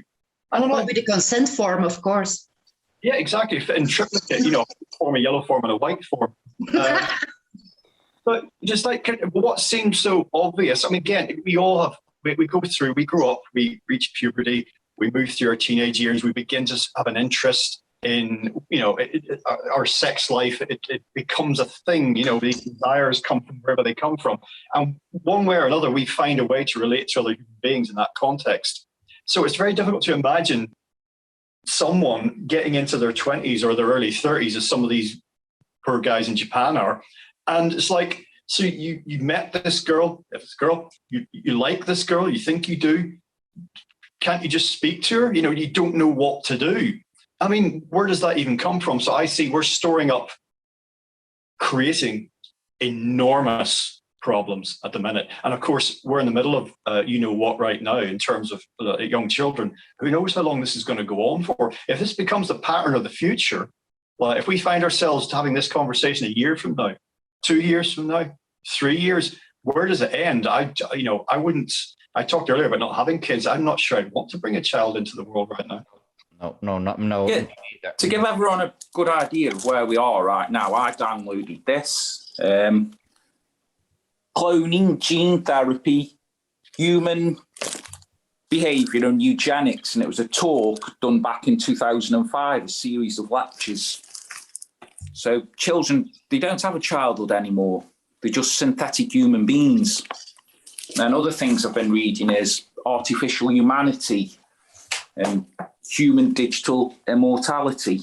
We're not going to have a childhood anymore. We're just going to be Borgs created for a purpose. Well, mine won't be. Mine have been brought into the pagan ways and they're loving it. We were out at Long Meg yesterday for my boy's birthday and they were stomping round the stones, waking the dragon, drumming. And, you know, that's what children need to be doing, is connecting. Yeah, Paul, I'd be careful with your language. What age are your kids, Jay? Pardon? What age are your kids? Charlie and Kristen were 8 on Friday, and they have just started to get into the shamanic side of things with me, doing like small, intimate drumming circles in the house. And a friend of mine made a drum for them. It was birthed at the new moon, at the last new moon, and they got it yesterday at the circle. So to me, that's like memories that you create. But then today I took them, we went to the stand in the park, which is a local gathering where people are all chatting and having tea and coffee in the park. They wandered off down to the swings and made friends with one of the children that was at the park, and the parents were all standing chatting. You know, and to me, that's a normal thing, but, you know, that's going to be ruled out. You know, if they're sitting in front of a screen and they're only interacting through chats and, you know, on their games and like this. Yeah. I mean, they've even, like, as far as I'm aware, like my sister's kids who are 10 and 8, they're using Chromebooks as a kind of part of their kind of thing at school now. Like a certain amount of work is done in the Chromebook. Is that the same for your kids? It is. And when we were during the lockdowns, they had to do their work on iPads and things like that, and they have continued that in school. So, I mean, that kind of hasn't been too bad. But it's the social interaction. They missed their friends when they weren't at school. They were the sight of me. Because, you know, I was mother, cook, cleaner, everything, you know, friend. And they just wanted social interaction with children their own age. They wanted to be with friends. Yeah, Paul, what you were saying, it's not our reality it's their reality. And there are enough of us that just, it's not going to be a thing. So we don't want to self-hex ourselves and say that this is our future, because it's not our future. It's their future. That's right. It's not our future. It's not our future. There's enough people out there that say, fuck this to all this shit. You know, there are more people out there that are quietly not going along with it. But go ahead, Christian. If we take it back to an Irish context, something that I analysed was that there are 4 groups: the psychopaths, the NPCs, the normies, and us, the sentient ones, if you like. And that it's the normies that it's all to play for, because forget about the NPCs, forget about the psychopaths, but the normies are the ones who are still sending kids to school in a mask, and the kids are crying and not liking it. I mean, on an aside, one particular Fine Gael senator, for me, in my Odyssey video, I said Fine Gael senator. When you put those 3 words together, Fine Gael senator, they're like former Miss Ireland. They're kind of, they carry a whole paradigm with them. But one Fine Gael senator was saying that children actually wanted to wear masks. And I said, you know, you are that 5-letter word that rhymes with bonce. Because anybody who would even visualize children wanting that kind of thing has a train of thought that I don't like. But what it's all to play for is those normies who are not aware of what to do. They're lonely, they're frightened, they're gaslit. They've still got RTE on a little bit, but it's very interesting now. Well, they should just man the fuck up. I'm sorry, but they should. Yeah. Yeah, that's right. I agree. They should. Yeah, I have no sympathy for that. No, not really. No, I agree with you. No, I have seen examples in the real world, certain contexts of children wanting to wear masks, but that's because they've been terrorized into thinking. Well, then they don't want to. That's not really wanting. That's bullying. No, but I've seen in a work context, I've seen a young child, little girl, crying because she'd forgotten her mask. You know, be heading into an indoor setting and crying because she thought basically she was going to die if she didn't have it. The most distressing thing I've heard, and this is not directly to do with with face coverings, but was again another young girl. I know 5, 6 years old, back in class for the first time after, you know, when schools first returned. They were out for ages. Depends where you are in the world, but it was here in the UK. And I heard this from a supply teacher. And this little girl was so scared to return to school, really wanted to see her friends. And they were doing this whole thing of putting them in chalk squares in the fucking playground. You go there, you go there. Don't go outside your chalk square. And this little girl defecated on herself. Oh, God love her. God Because love she was so scared. And imagine all the humiliation that comes. I know. I can even feel myself welling up now thinking about it. And that goes back to what I was saying earlier about cruelty. Like, who can oversee this? Who can allow this to happen? Cowards. Yeah, absolutely. I pretty much come to the conclusion that, I mean, even before any of this shit kicked off 20 months ago, that our little boy just isn't going into the school system. It's not happening. I think you can learn a lot more at home. It'll be hard. It'll be a lot of work, you know, but I think ultimately it's the best thing for him. I find that, you know, me and my partner have never worn masks, not at work, and we've never really been challenged, you know. It hasn't been a problem. And I've got more courage than ever about just being the person that I am in among all this shit. But what I do notice about him is that my little boy is that when someone in a mask that he knows in the village talks to him, he doesn't answer. He just kind of stares because he can't process any of the, you know, he's missing half of the information. He's only hearing the words. He's not seeing the facial expressions. He's not getting that energy of communication. Can I just interrupt? Can I interrupt just on the topic that Greg raised there about, you know, people doing things in the schoolyard there? I need to be excused for about 5 minutes to answer a particular call to nature here. So will you play? I'll mute the microphone. You don't listen. You don't listen. So I'll be back in 5. Some things just can't wait here. You know, give me 5. Yeah, Stephen, what you're saying there in the idea of bringing things back home, I think that will be what creates a better world. Is, you know, parents being able to raise and school their own children and not being, you know, we're going to be going back to a more harmonious way of doing things again. But like yesterday, we were over in Leavenworth, which is kind of in the central part of Washington. It's more Western Washington politically. And it's just one of those things where every single restaurant we went to is a Krampus Fest kind of thing. So I thought it'd be a cool kind of pagan festival. But every restaurant we went to, it was guarded by literally elves, like bouncers dressed up as elves, making sure that everyone who came in had a mask on. And usually when somebody asks me to wear a mask, I'll just politely, you know, take the mask out of their hand and say, oh, okay, thank you. And I'll shove it in my pocket. And people are usually cool with that. But we went into this one pub yesterday to grab a couple of drinks. And I literally, this woman was just harassing me and surrounded me with 2 managers asking me to leave. And they're like, we don't want to make a scene here in front of the kid, in front of Escher. And it was just total bullshit the way that they were just, it was like the brown shirts back in Nazi Germany. They just surrounded us and just said, you got to go. And it's just, I don't know. I really don't like the world that we've come to here in the United States, especially over on the West Coast and East Coast. In Seattle, I moved out of that area about a couple of months ago. It's just because it's everywhere you go, you have to have a vaccine passport and wear a mask inside. And it's just sick. It's just sickening. Well, in that context, they just needed to call the cops then, didn't they? What are they going to do? Manhandle you out of there? That's assault. I had a similar thing in a grocery store with this fucking spotty shelf stacker and going on about, you know, you have to do this and you have to do that. And I said, buddy, just stop talking. Call the cops if you need to. Yep. I'm here for like an avocado and some juice. So I'm going to do that. Meanwhile, get on with your job or call the cops. You know, right. Just stop. Get on you, Greg. Just stop talking. That's right. I know. I said, you know, they were saying, okay, so we're going to have to ask you to leave. I'm like, I know you're going to have to ask me to leave. Roger that. Got it. But it's just, some people will take that as a cue and just walk away. And I looked at this woman in the eyes. I'm like, please just leave me alone.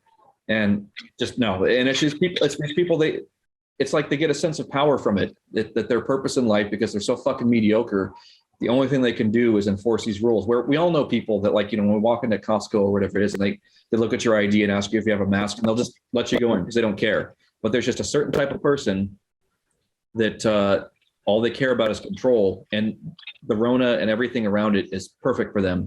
because they get that kind of control. It flags those people up now, doesn't it? You know who they are. Yep, exactly. Best education ever, right? It's empowered all the jobs worth, say. Yep. It absolutely has enabled so many little Hitlers. Yep. At the height of all this, well, say height, are we at the peak yet, or trough? Who knows where we are?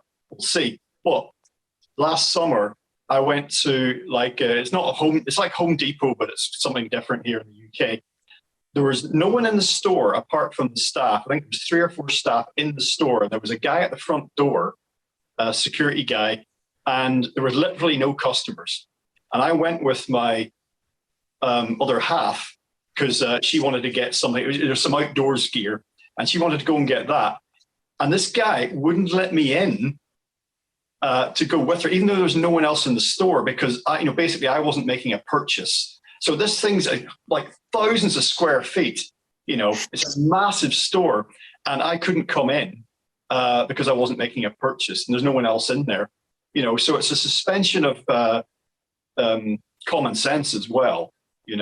It's kind of like, I know I'm a job's worth. I'm only doing my job. I get sacked if I didn't do this. And the levels of absurdity have only escalated since then, in terms of the rules say we have to do this and we have to do that. And it's just, some of it's actually counterproductive. A lot of those one-way systems that you have in stores. What I think you should have done, Greg, is went into that shop, buy a couple of eggs, and then throw it at the guy. Yeah, actually, I do want to make a purchase. I could have said that, you know what I mean? But even then, he probably would have made us social distance or something, even though, we're sleeping together. It's you got to stay 2 meters apart when you're in the store. But and it's funny how it's all of that type of person that calls everyone else fascists, Oh yeah, totally, yeah, because we're extremists, not them. Selfish extremists. Yep. And it's just it's so weird. It's like on Facebook, I'm sure you guys have all had the experience where you're just ranting and telling people how pissed off you are that somebody made you wear a mask. And there's always that one friend that you've had for a long time that chimes in and say, well, why don't you just wear a mask? And it's there's always this thing where it's all of us who don't wear masks and everything, we've got no problem with our friends out there posting about their shots and everything and all of that stuff. But it's as soon as you get this type of person involved in your stuff, it's they see something that you do different than them, and they've got to come in and be all evangelical about what they're doing. And it's just, I don't know, it's become more of a political thing than it has become anything about this pandemic or about the Rona. It's just purely political. And I know we try to stay away from politics as much as we can here on Beyond Room 313, but it's just one of those things where I feel we're all pretty worn down right now about it. And, we'll spend a couple hours talking about it here. But it's at the point now where it's about politics to all these people. It's not even Tina or Christian was saying about the mask itself doesn't do anything. And it's all politics with these people. These people make everything about politics. Yeah. Yep. Do you remember a group, Shalimar? They had a song, A Night to Remember. And I'll tell you, that was a shite to remember. Yeah.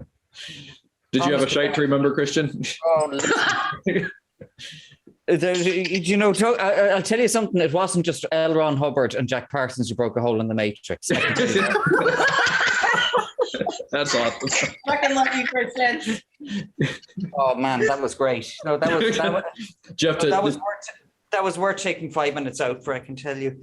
Anyway, a couple of notches on your belt.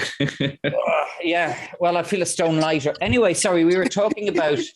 Anyway, let's get back to what we were talking about, which is the serious issues of the psychological consequences of the coronavirus. Let's stop talking about my bowel movements.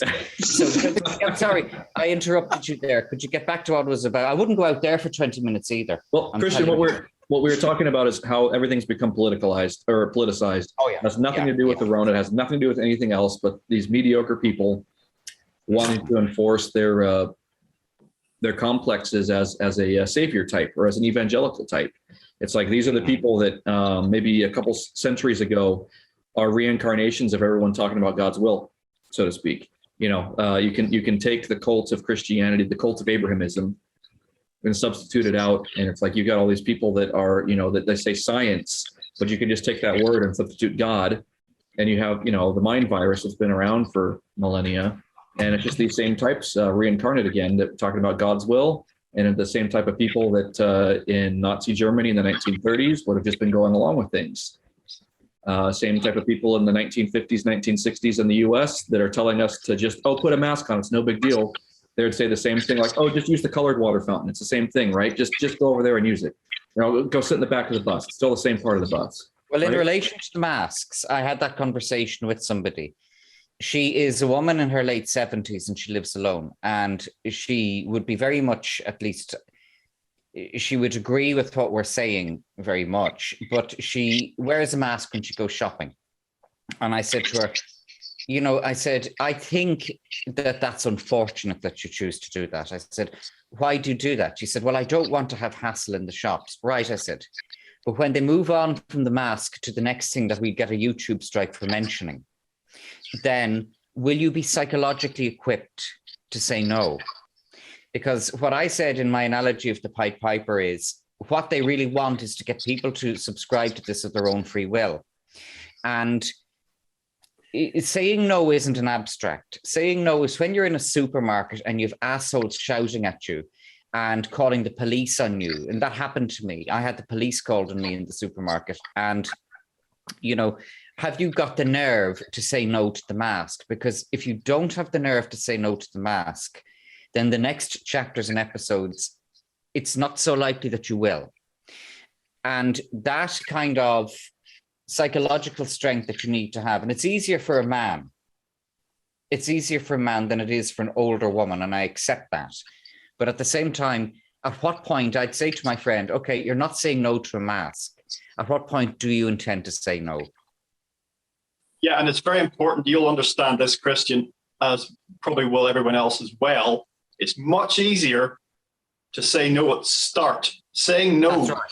Saying no does not get easier with each incremental step. Oh no, it gets harder. It gets harder. That's absolutely right. Yeah, just get out of bed saying no. Yeah. Where's Yeah, Tom? I just greetings, guys. Sorry to interrupt.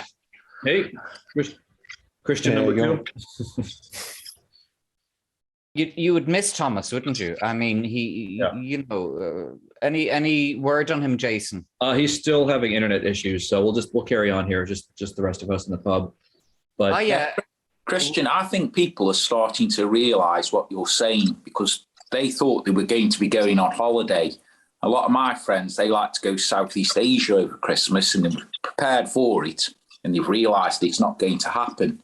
And they were in the summer, they were thinking, you're odd. You're not wearing a mask because we can get exemptions here in England.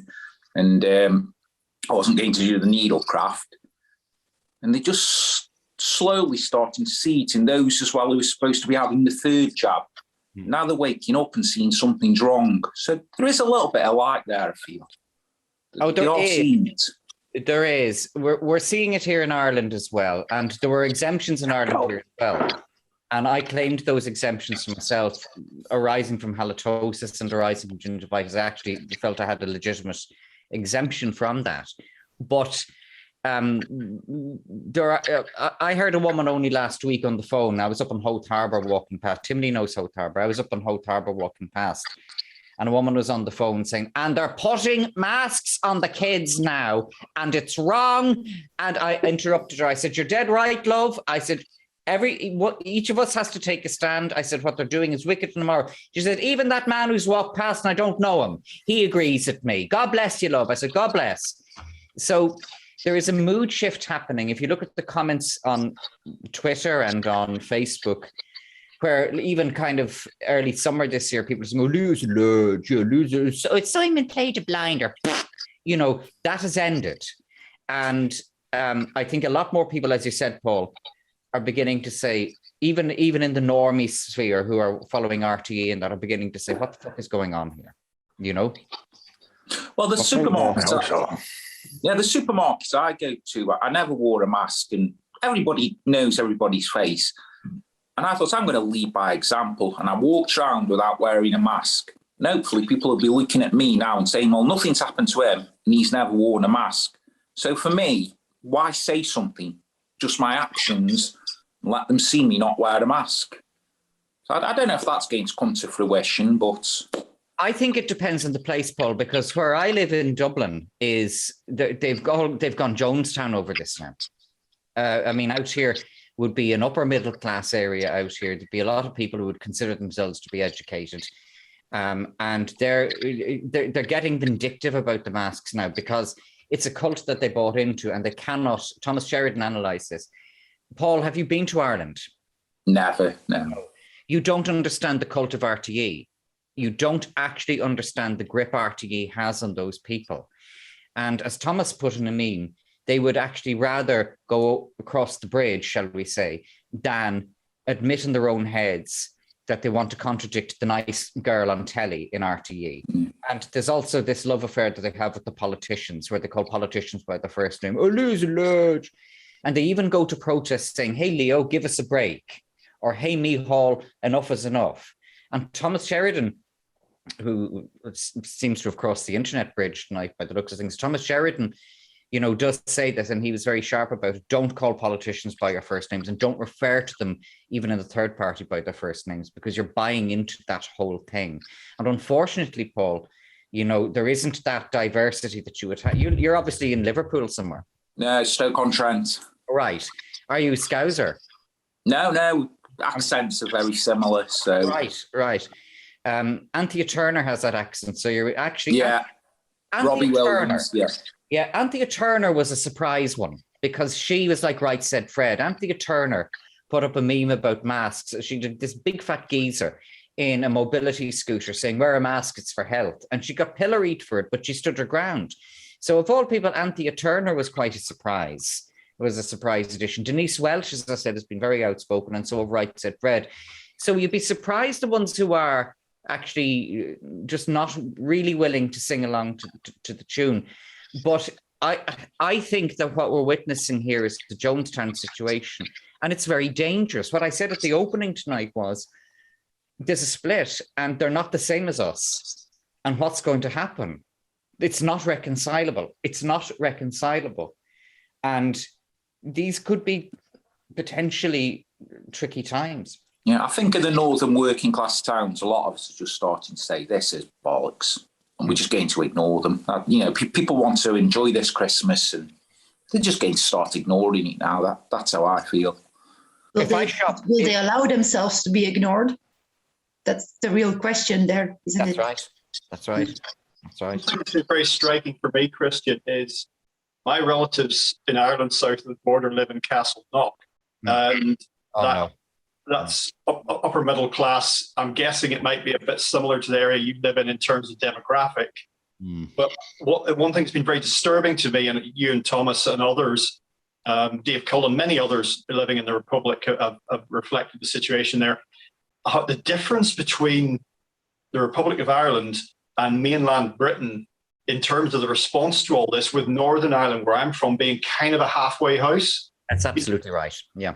And it begins to make not so much Scotland and Wales, because they tend to be a bit more like Northern Ireland, a bit more draconian. Where I'm living here in England, certainly I've not moved around England as much in the last year as I would normally do. But by comparison to where you find yourself, this is some kind of like, paradise of freedom, which is not, but that's comparable.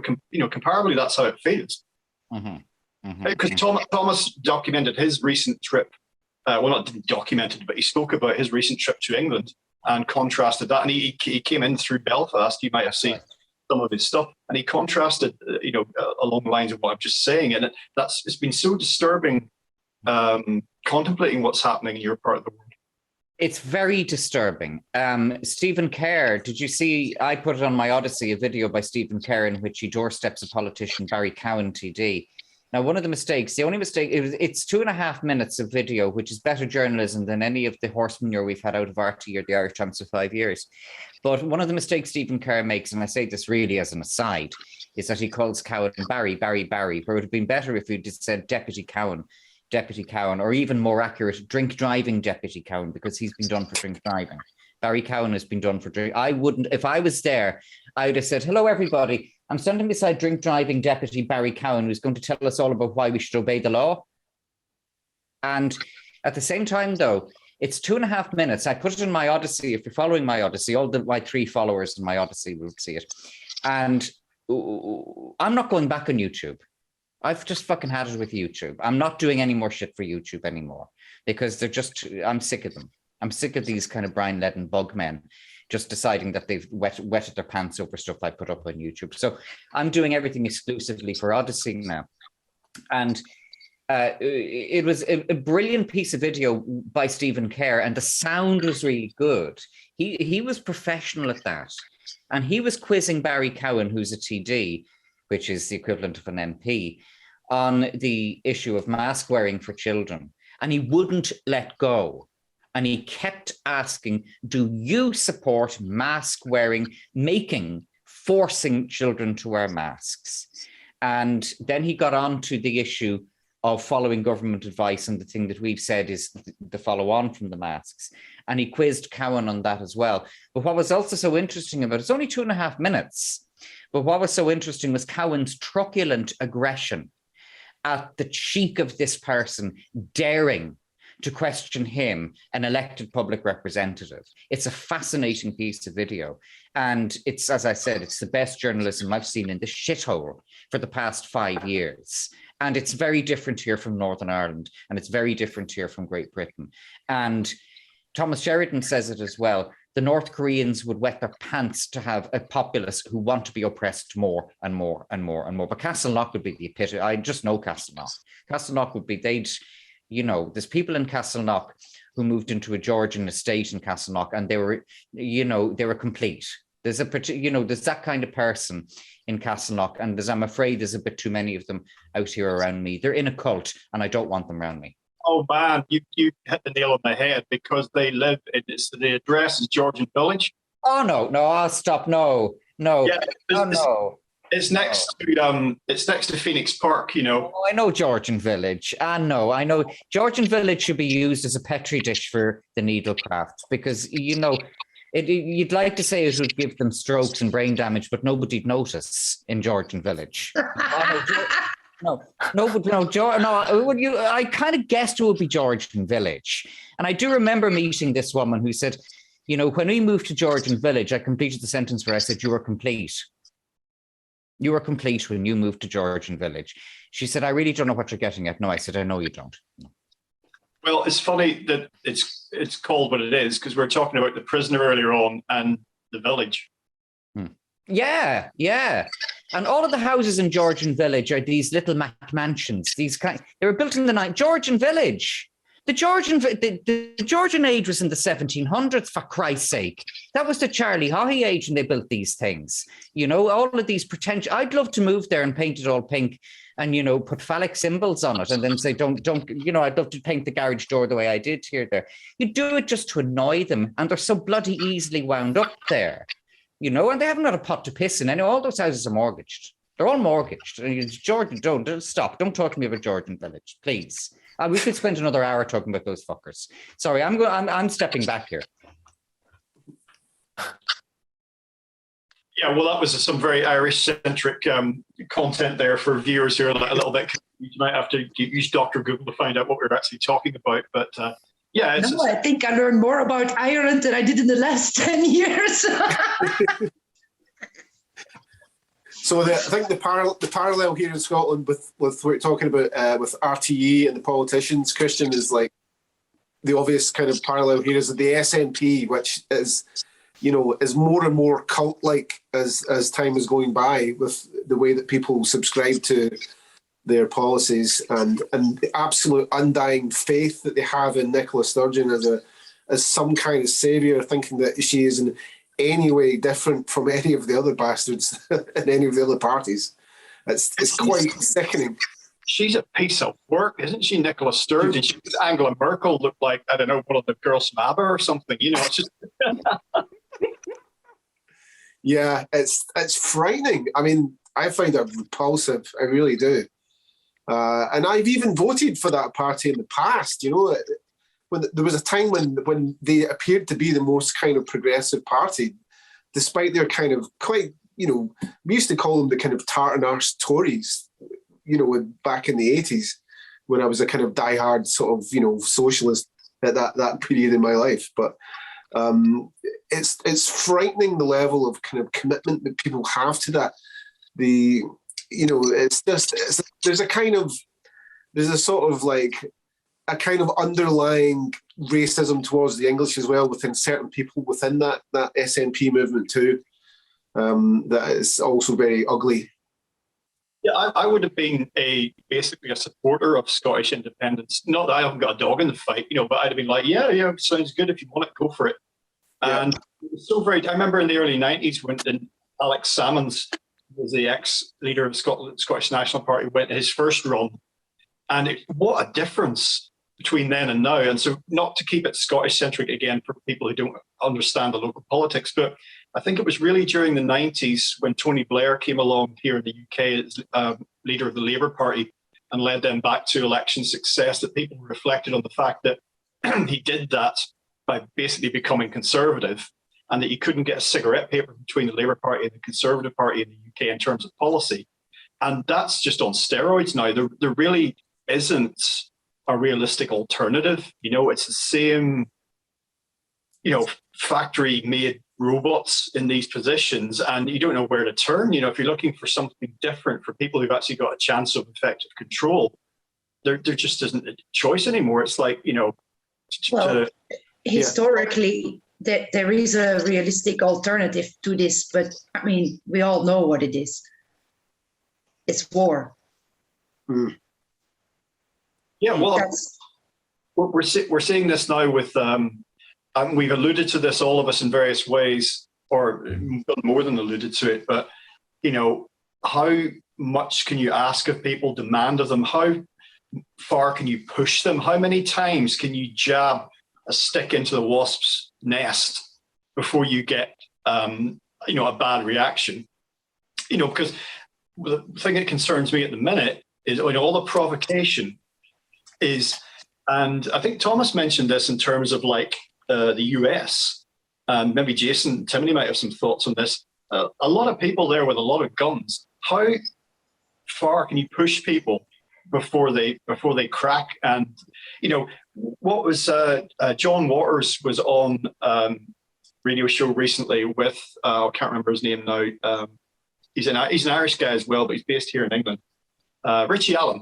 So, and the headline for when he posted the link to the video interview was, "Don't leave us with nothing left to lose." Please, controllers, don't leave us with nothing left to lose, because we won't like it, but you'll like it even less if you do. Look who's back. Did you get past the doorman? Look who got past the internet doorman. Look who's back. Rural broadband, and there's a bit of a storm tonight, so I'm kind of, if I vanish again, that's it. Thomas, did you hear my comments of the last 30 seconds or so?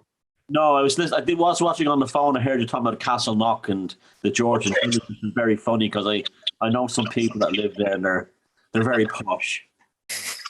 Where I was up to, what I was just mentioning, was in terms of provocation and a political system that seemed to leave no viable options that can end in violence if people don't have a way to express themselves. And I mentioned John Waters' interview with Richie Allen recently, and the title that he used for the link was "Don't leave us with nothing left to lose." And I was speculating on how far can we push people? How far can people push before they crack? And if people have nothing left to lose, that's a dangerous position for controllers, because if people do act in a physical, a kinetic way to this, they won't like it because they may lose everything. But for those people who push them to that, they will like it even less. It will not be good for anybody. I don't know. I wouldn't put anything past an army or an NPC. I don't think a lot of them have cracking points. I've read books. Damn. Dang it. Well, Greg, to go on what you're saying about Americans, I think that you brought up the point there about armed Americans, and I'm always concerned about the groups that are infiltrated, the actual far right groups like the Proud Boys and stuff like that. So again, I think our fronts to the CIA or cutouts of the CIA and stuff like that. My big concern is something like that occurring, where you get some of these mid 20-year-old guys with AR-15s and body armor on going and doing something And that always really terribly concerns me, that there are groups out there like that, paramilitary groups that are, the equivalent of the KKK, if you want.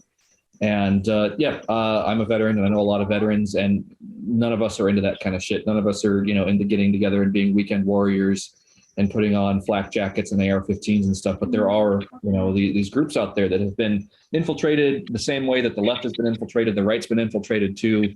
And I just get concerned that there will be some kind of event like that where it turns into a kinetic shooting war and that kind of stuff. It's real dangerous. It's real dangerous to be going out there with AR-15s on the streets and stuff. I don't support that. But how paramilitary are the Proud Boys? Well, I mean, if going off of what we can find on social media, because that's where I think that they really primarily exist. They look like they have plate carriers on, which is, you can stop pretty much any round from a semi-automatic or handgun or rifle.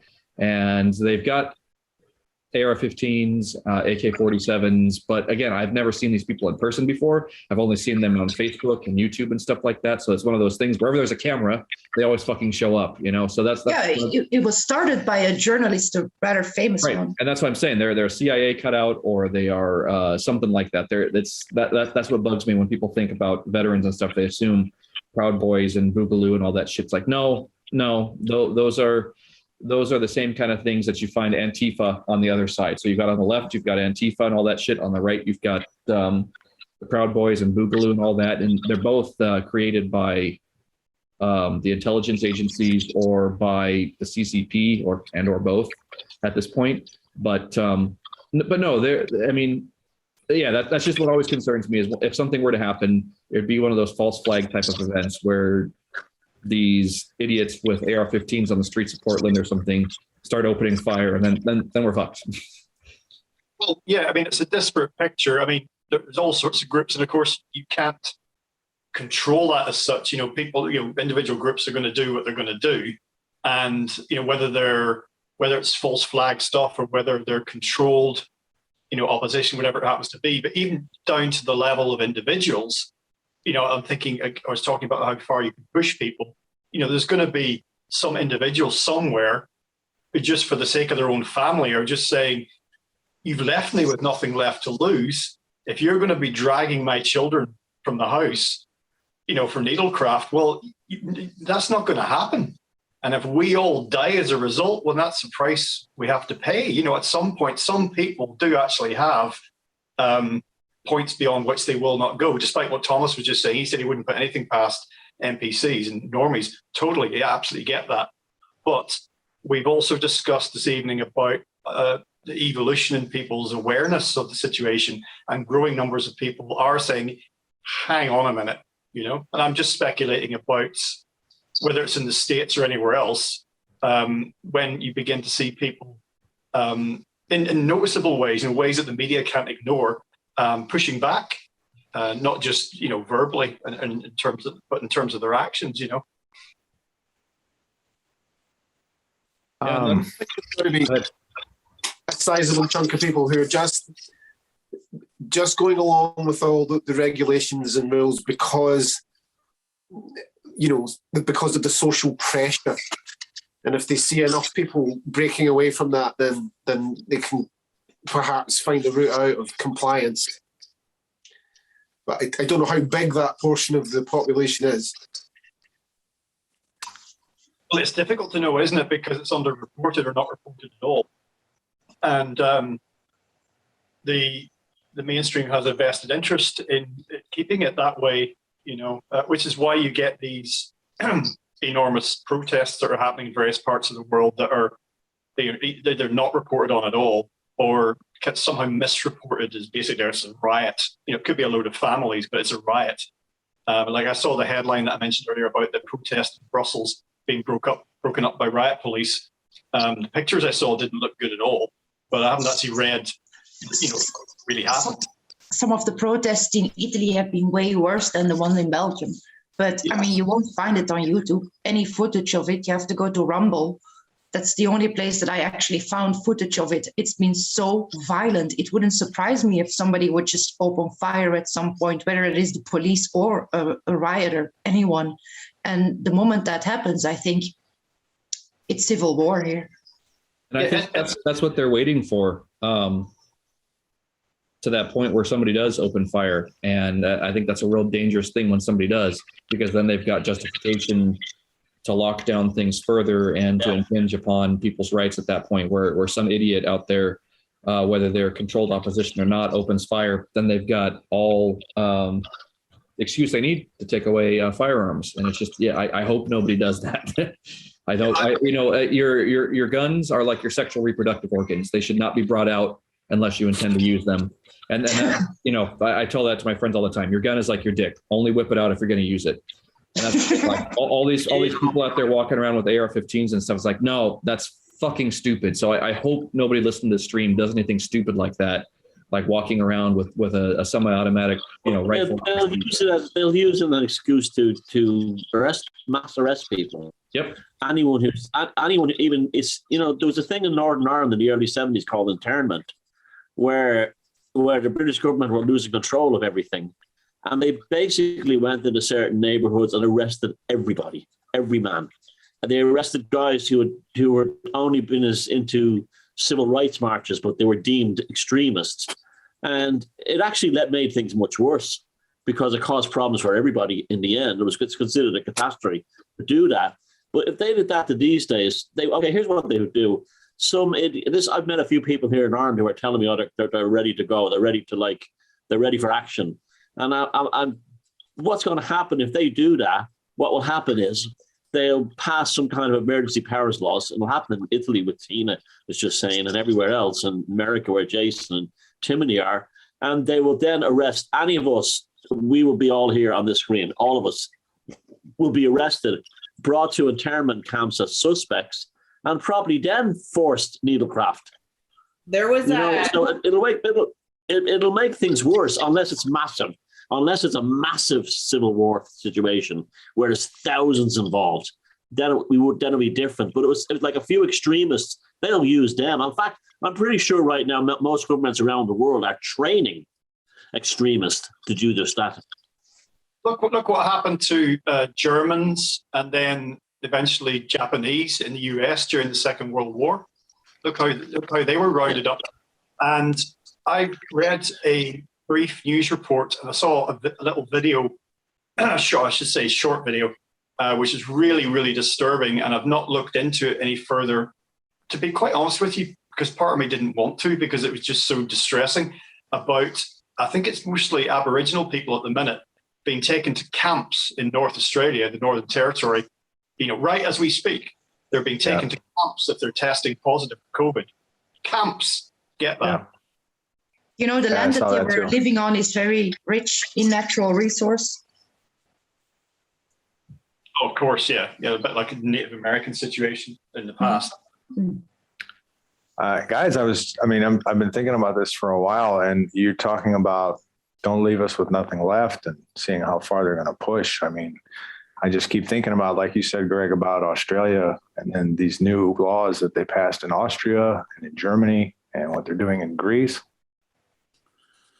Forcing people, I mean, it's happening. And you guys talk about a situation of fighting back. I have a hard time imagining that in some places. And then on the other hand, we've got these protests that have been going on for a while. I mean, I think about the protests that have been going on in France and in Italy, and then Tina, you were talking about in Brussels and other countries as well. And they're not small, they're huge. And it's not really having that kind of an effect. And it seems like a science because, and I think Thomas mentioned this, I heard Thomas talk about this, I think before, how it's almost like a science. It's like a push and pull kind of a science. We see how far we can push and then see what the response is. Yeah. Take a step back, see how it goes, push again. And it's like developing up a tolerance. Yeah, I did just a bit of shameless self-promotion. I did a video called 2 Steps Forward, 1 Step Back, or was it the other way around? Pavlov's Dogs in the Pandemic, about just this, we're being trained, we're being tested gradually, 1 step forward.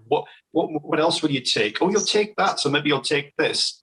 will you give up this little thing because it's only this little thing, and then you can go to Spain, and on holiday. Oh, but there's just one more little thing. But you gave up the other little thing. This is only one more little thing. I know you can do it. I know you can do it. And yeah, but those other two little things. It's just one more little. We're almost there. We're almost there. Just one more thing. And then the other half of the population is already trained to support that. They'll back it up. They say, oh, is it really that big of a deal just to do this one more thing?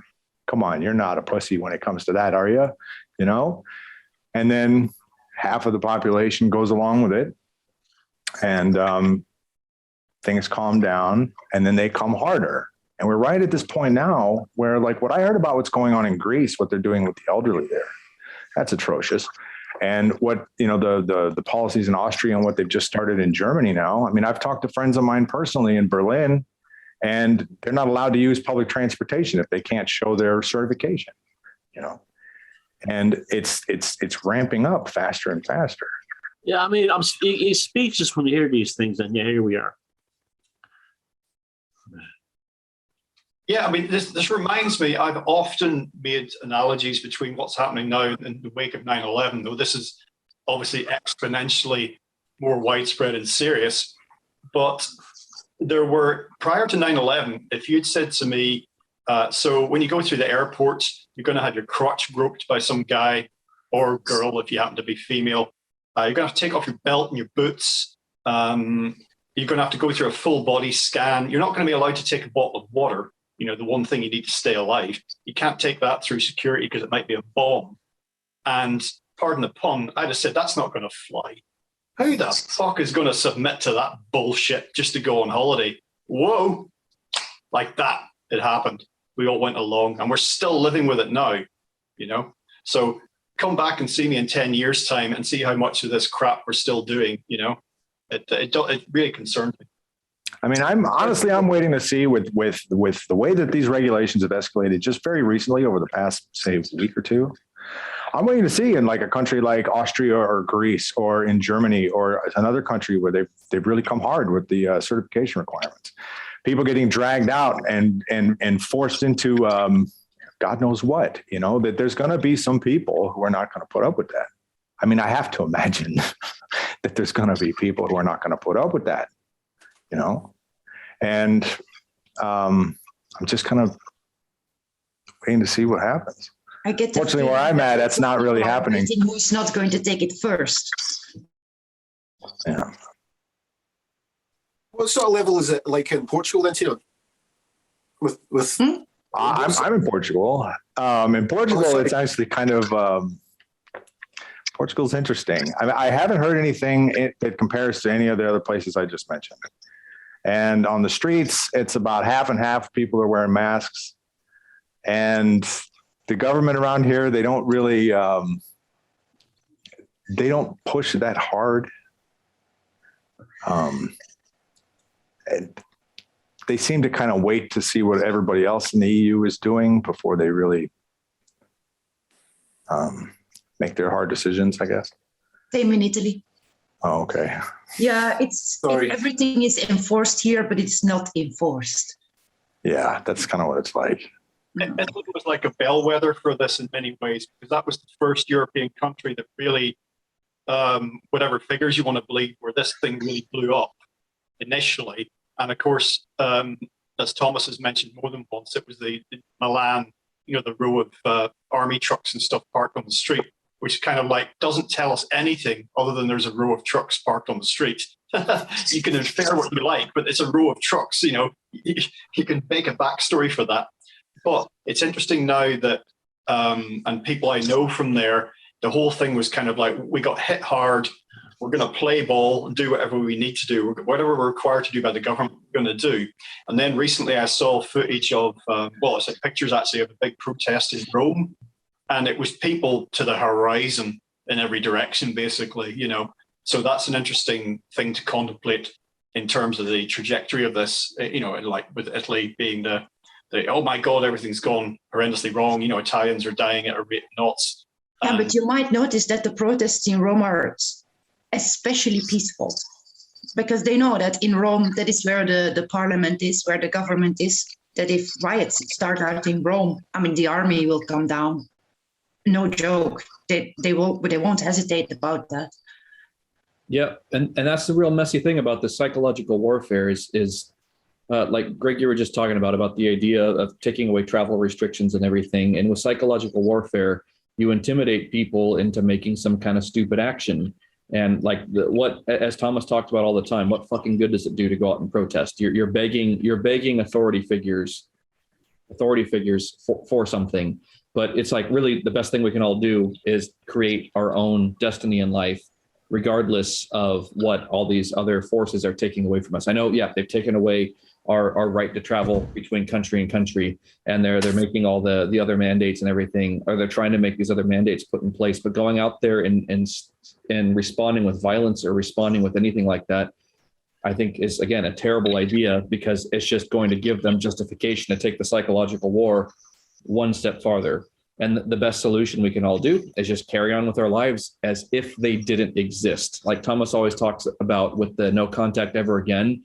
It's like, fine, just have no contact ever again with the world that they've created. You know, all the things that they try to entice us by, oh, we're, you know, here's this thing out in front of you that we're going to take away. Fuck it. You don't need that thing. You don't need whatever it is. You know, I spend less money now that I don't go out to restaurants anymore, for instance. Now that I don't go out to bars, now that I don't go out to restaurants as much, it's like, fuck it. I could care less about their fucking restaurants and stuff. But it's like what we all do in our own life, despite those things, that's the way to really defeat this, is to create your own destiny in life, regardless. You know, it's not going to do any good to go out there with AR-15s. It's not going to do any good to start a kinetic war with this, because that's what they want. They would want more than anything for people to go out there and start shooting at people so they can bring in the next phase of this war, because we are in a war.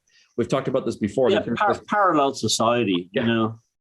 Right. I think a lot of Chris, this is one of the things that the things that Christianity has put in people's head is there has to be some kind of moment of salvation where a Christ comes back, or a savior arrives, or a prophet arrives, so people don't actually do and live off on their own. In fact, if you look in the Bible, in the book of Genesis and Exodus, you have Moses comes down from the mountain and finds that his people are living in a parallel society, and decides to then punish them with God's laws.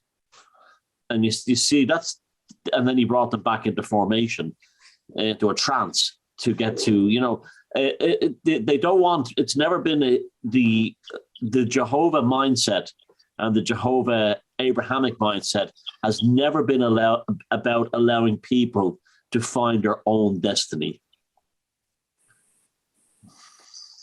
Absolutely. Yeah, the good thing that's come out of all this, and will continue to do so, I hope, is to make us think about what life means, what it's about, you know, what it is to be alive, what you want to do with the time you have left. Think about what you can do, not about what you can't do. And for me, it's brought into such sharp relief. It's like, holy shit, I'm this age, this is happening now. What am I going to do right now? What am I going to do tomorrow, the next day? Am I going to wait for permission, you know, to live my life? Or am I just going to, you have to operate within constraints. That's part of what being human is. Incarnating on this planet at this time is about limitation. But within everything that's happening around us now, what can I do? What do I want to do? Don't wait, you know, because literally any one of us could be dead, you know, before this broadcast even finishes. That's the reality of it, you know. So, and I think I've seen a lot of people just suspending everything, absolutely everything, you know, not just weddings and funerals and bar mitzvahs, you know, and all those other rites of passage, but just any idea of like what it is they want to do with their lives. It's just waiting for, I don't know, some talking head on the television to say, okay, go. It's like the lyrics to the Pink Floyd song, Time. Just read those and think about it. That's well said, Greg. I think that's a great place to start wrapping this up to, as we're hitting the 2-hour mark here. Live well. Right. Yeah, Don't need permission to live well. Yeah. Yeah, the time is right for. Absolutely. And spike the bastards by living well and being creative. Yeah. I was just going to say, yeah, the time is right for any kind of creative enterprise. Yep. Well, I'm all up for collaborating. Anybody wants to shout? All right. Okay. during the so-called Dark Ages, during the Second World War, during the depths of the human experience, people still fell in love. They got married, they had children, they made music, they wrote poems, they wrote books. They did all the things that we, the way we find to express ourselves. That is no different now. Sure, look at all the art that came out of the Napoleonic era, which was ravaged by wars across Europe. That was the era of Mozart and Beethoven, and the later parts were the beginning of the Romanticism movement. I mean, that was an era of terrible instability. It gave us Belgium as well, and that was it was a time of tremendous creativity in Europe, incredible creativity.